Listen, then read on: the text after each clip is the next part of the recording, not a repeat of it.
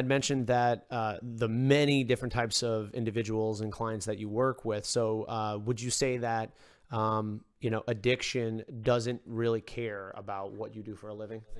No, it doesn't care what you do for a living. It doesn't care about your race, your age. It's just a destructive process. And yeah, I mean, I know plenty of people with a lot of money that have the same problems as people with less money. So addiction doesn't care. Yeah. So, going back to individuals in fitness, do you find that there is somewhat of an addictive tendency for even,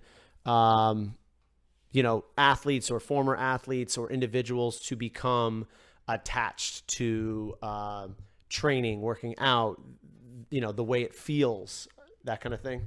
Well, I do, because there is a good feeling that you get when you work out. So most people would want more of that. And I would imagine that there's a certain population within that population that takes it too far.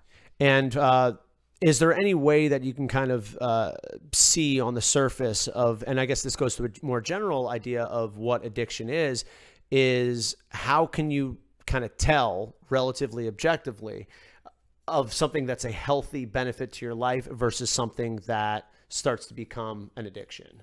Well, I think when you look at a balance, because addiction is off balance, it's way more than what someone would consider normal. This preoccupation or engagement in this one thing is just over the top. So it gets in the way of eating, sleeping, family, and the list goes on.